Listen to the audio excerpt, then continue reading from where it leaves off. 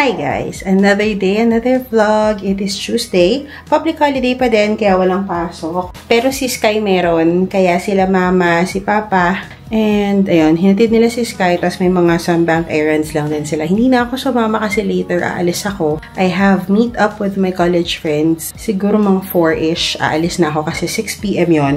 Doon kami sa Uptown magkikita-kita. Medyo malayo for ng Tipolo girly, kaya yun, medyo maaga tayo aalis para at least makapag-ikot pa din tayo. But right now, nag-aayos kami ng Christmas tree ni nanay. Nitulungan niya ako. So, let's set up the Christmas tree.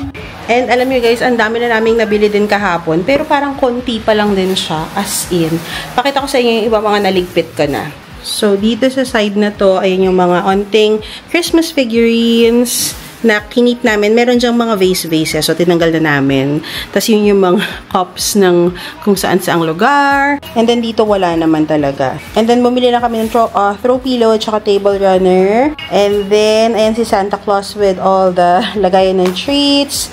Tapos, ito ilalagay sa Christmas tree. And mga Christmas balls, onti pa yan eh. Tapos, ayan, ilaw ilalagay sa labas. Tapos, ang ganda ng Christmas tree na nabili namin. Kasi may mga letters. So, like, ayan, letter D. Tapos, ayan, hinihiwa-hiwalay na ni nanay. Yung mga iba't ibang letters para isasalpak mo na lang siya doon. Ang galing. And then, puro Santa. Ayan, yung isasabit namin yung dito sa bahay. Another Christmas corner, mga pinagbibili din namin kahapon sa Dapitan. Di ba parang ayan lang yun guys. Yung Christmas tree, and then yung sa side na yun at saka dito, yun lang yung mga napamili talaga namin. Tapos itong welcome na nabili, dapat sa pinto yan, kaya lang medyo malaki tsaka mabigat. So ilalagay na lang siguro namin, ayan, dito sa lanay area. Ay, yun pa pala, si Santa Claus. Ayan, dyan siya mag-welcome.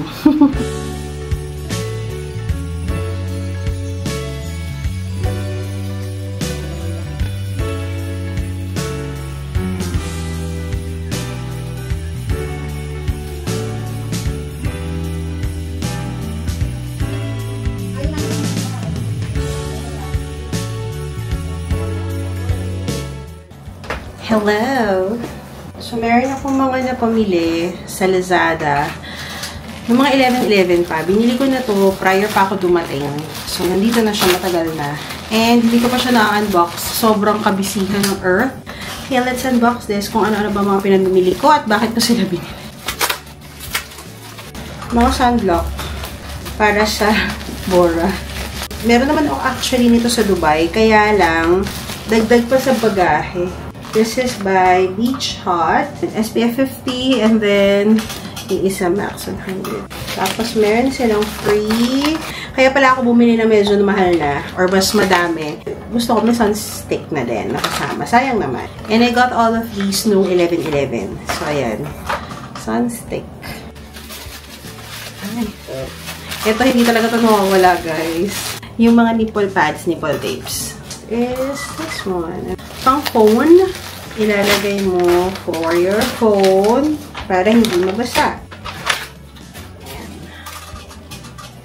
So, yeah. This is for Bora. Nakita ko kasi ito, maganda yung review niya. La Roche-Posay ba yan? Sorry, masyadong maaraw. Ayan. And this is the Cicaplast Balm B5 Plus.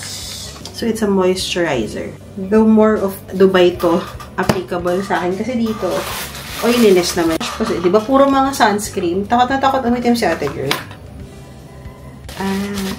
I think ito yung binili ko na facial wash. So, di ba, ilang araw na ako dito, walang facial wash si ate girl. Umasa tayo sa Irish Spring na sabon.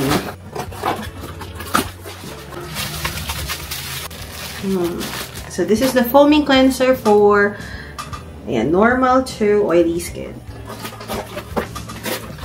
Mahilig ako bumili ng ganito dito. Yung tissue. Kasi di ba minsan may mga walang bidet or something. Kaya bumibili tayo lagi ng wipes. And gusto ko tong Sanicare kasi maliit lang siya. Kasyang-kasya kahit sa mga small bags. And then for sure, this is phone case. Ay, not bad. Ito siya. Maganda, in fairness. Kasi naman, tingnan nyo naman guys, gusi na yung phone case ko. And maganda yung bumper niya sa gilid. Medyo sturdy. Tapos gusto ko laging mag-save para mabilis pag charge. Ayan, ang ganda nito. Bibili pa ako nito. Ayan, ang ganda. Tapos na tayo sa era na kailangan, cutesy-cutesy. Last box. Okay. The Alba. Lagi talaga maganda yung packaging ng The Alba.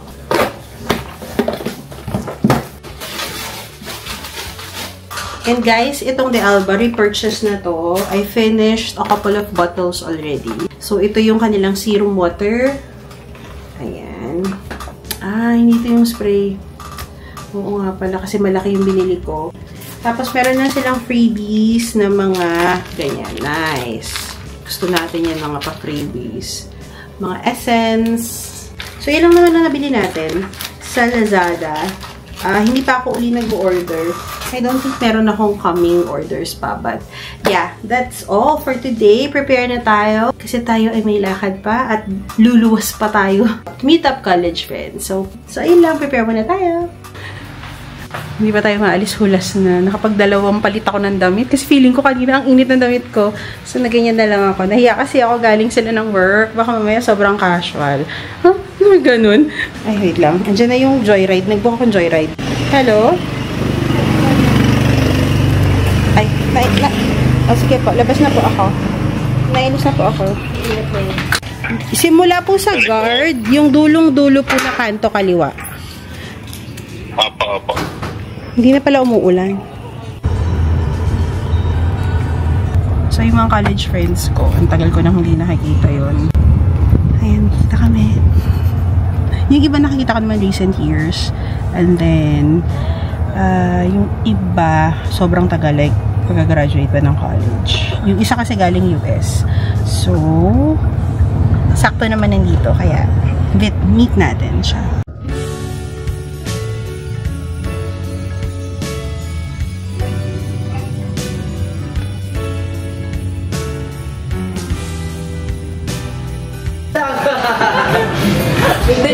Dinaya. Hindi tayo umabot dun sa 50% ng distro group. Ay, Ay, yung mga hindi tumating! without saving it. Oo, magkano yung view? TikTok. Wala ko. TikTok na... Hindi ka naniwala sa festival sa selok ko.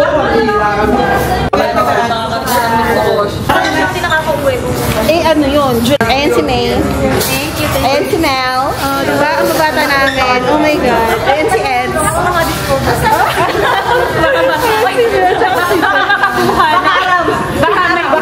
naman.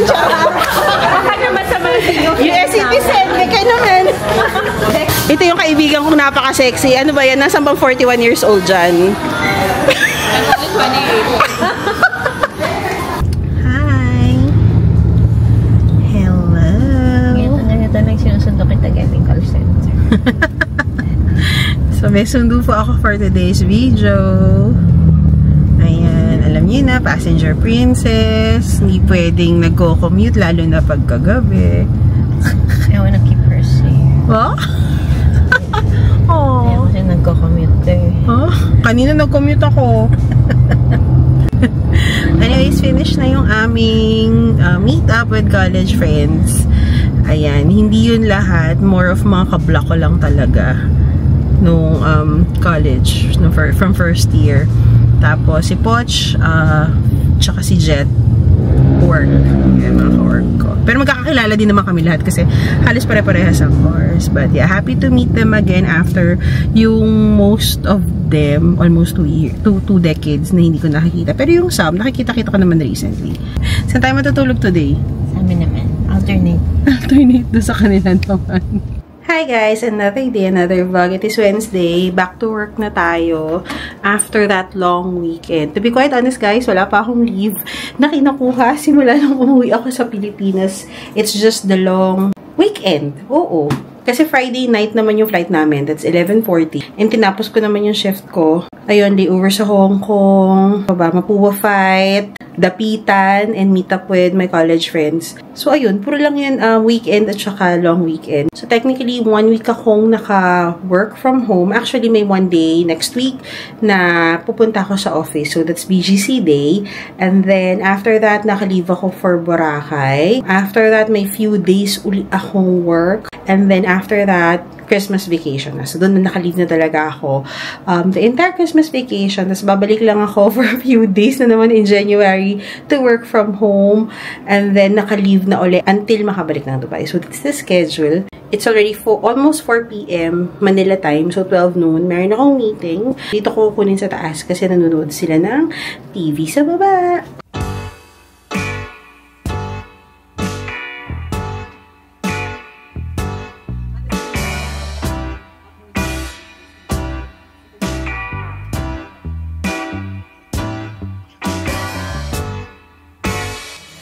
Apo.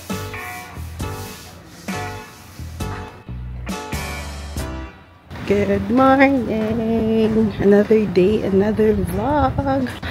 Paalis tayo ngayon. Papunta ng Taytay. Kasi punta ng bank si Sach for checkbook. And then, sabay na rin tayo mag-Taytay Changi. Check natin yung mga pwede nating bilhin kay Mami A. Hi Mami A and Doc S. Morning! Good morning! Bank day! Bank day for us. Yung ATM ko kasi ng BDO, for some reason, pag minsan mga online, hindi siya gumagana. Hindi ko alam dun. Basta sabi niya not authorized parehas kami actually. Kaya nung nagbubook sana kami ng hotel sa Boracay, hindi ako makabook. Kasi nga hindi gumagana. But anyways, check natin kung anong gagawin. Baka i-change yung ATM. We'll see. Let's go to the bank.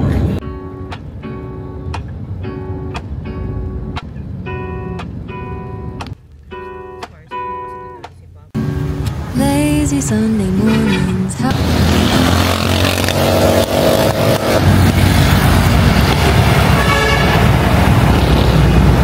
Mabilis lang sa bank. Kasi kumuha lang ng check. Ayun na nga si Sacha. Ayan, umihi lang siya. Naghanap ng toilet. Oh, wala? Ayan, nabasa. Hindi namin sure kung kailan niya nangyari. It's almost 10. Grabe. And we are now going to Taytay Changi. Mabilis lang din naman kami. I don't expect talagang mamili-mamili. Though excited ako mag-Taytay Changi kasi feeling ko hindi na laging motor. Kasi feeling ko hindi necessarily plus size na pwede kong bilhin. Ambisyosa. All that I need is your body next to me on rainy days. Just need your... Hi! So, first time kong pupunta dito sa Taytay Changi na nag-park kami. Kasi usually, nung dito pa kami sa Taytay nakatera, idadaan lang naman kami ni Papa. Tapos, susunduin na lang kami or minsan magta-tricycle na lang. So, nag-park tayo. May parking naman dito. Maaga pa naman it's only 10:15. Ang parking for light vehicles is 50 pesos. Wala naman sinabi kung gaano ka tagal or something. Ayun. Nice si Sach. Tingnan natin kung on a Thursday madaming tao at nagki-Christmas shopping.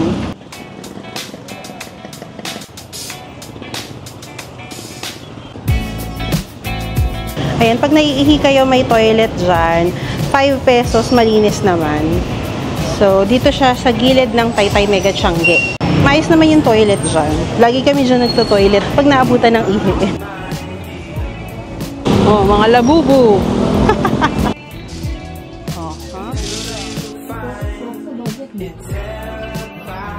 So, lagi kami may binibilhan dito sa may Maswerte side. Dito tayo pupunta.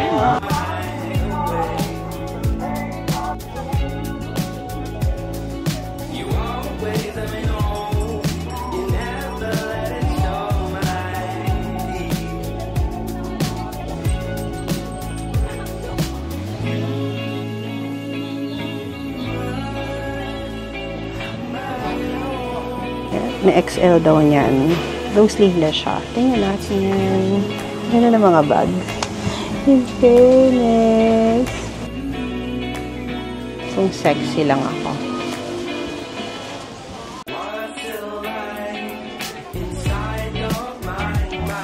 Ang daming bini na damit. Lalo na yung mga pambata, mga bini-bini. So, yung nabili natin, para siya kay mama, yung Coords, maganda. Feeling ko, mas mahirap bumili ng damit sa akin ngayon. Kasi dati, parang regular size or plus size. Ngayon, may pa-mid-size na ako, which is hindi naman yun yung usually cater ng Taytay Tiangge. Diba? Parang free size ka lang or plus size. Madalang yung may mga sizing nila dito. Kaya yun, parang mas wala tuloy akong mabibili. Pero gusto ko yung polo na yun. Parang hindi siya Taytay Tiangge. Nice. Ayan yung nabili ko. Ang ganda niya, 200. As in yung tela niya guys, maganda. Hindi ganun kalukutin. Bongga yan. Binili ko din yung white. Ayan, at saka yung white and meron pang black para. Tatlo, 600. Kasi pag isa, 250 lang. 130 daw, skirt.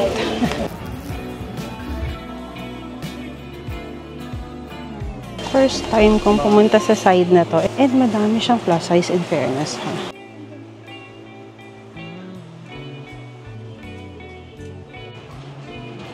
Ayan, 270 daw siya. Ang Bora. Ayan, may participation, syempre. Naka-post na.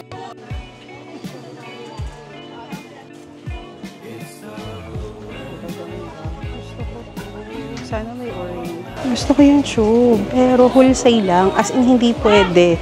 Dapat one item, at least 3 pieces. Kamusta naman? Ang gagawin ko din. So, ayun nga, first time ko dito sa side na to. And in fairness, ang gaganda ng mga items, guys. Madami siya yung hindi typical. I mean, yung kakaibang design and item. Meron akong nakausap yung pinagbilhan ko ng dress. Nagaya daw niya yung design sa Shein. And syempre, mas mura dito. Tapos pinatahi niya, and then nireproduce niya. Okay, ganda. Wala ka masyadong nabili, pero happy ako. Sa mga nabili ko naman, feeling ko naman masusuot ko siya.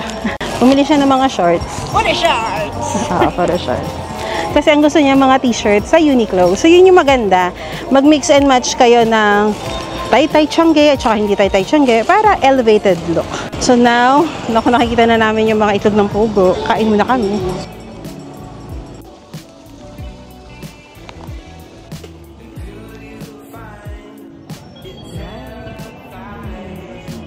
Dito tayo sa Bagby. Nang alin?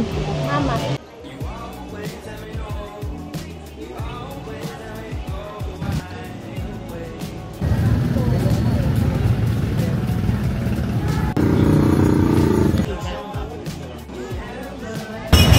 Going home.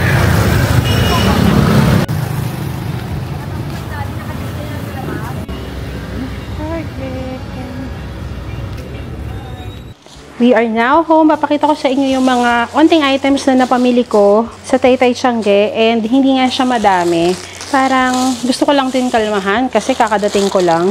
Baka naman ang dami ko na naman bilhin tapos hindi ko naman din nasusuot, ganyan. Chinek ko talaga yung mga type of tela nila kasi minsan doon nagkakatalo sa tele na parang mainit ba siya, mabilis ko. Alam mo yun, maganda ba siya, ganyan. Ito, Coords. Alam niyo naman ako si Coords talaga. So, yeah, this is the Coords. And then, alam mo yung tali-tali sa harap na puso ngayon. So, yeah. Not sure kung kailan ko siya susuotin. And I got this for 270 pesos. Ito, huli ko ata itong nabili. Nadaanan ko lang. Nakita ko sa mannequin. Ay, pack. Plus size to. Pero, okay lang kasi garter naman siya. Tapos, skirt. Ayan, o. Skirt. Tapos, may pocket din siya. And then, medyo crop. Kaya, sa akin, hindi na masyadong crop. Diba? Parang ang ganda lang. Ayan o. Nice. I got this for 300 pesos naman. Siyempre, magpapasko. Medyo mahal sila. Ito naman, nabili ko to sa Overruns Boutique. So, shorts lang siya. Na parang cream apricot from Banana Republic daw. And then, ito yung isang top. Wala naman siyang brand. Pero nagandahan lang ako sa kanya. Ayan. And then, ito. Diba? Nice. The top is 250. And maganda yung tela niya. And then, the shorts is 300. Pag dalawa, 550. Eh, wala naman akong gusto masyado pang shorts na may size sa akin. Kaya, isa na lang ang binili ko. And then, ito yung kay mama na binili ko. Ito yung unang-una kong nabili. This is Coords for 340 ata. Ayan. Maganda siya. Apricot yung color. Ayan. Kay mama yan. I got this sa Overruns din, Zara daw.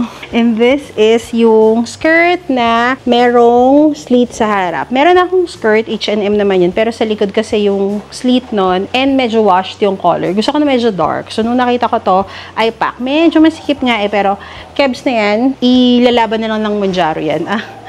So, ayan yung skirt natin. Naman tawag dito, t-shirt, polo, parang ganon, or polo.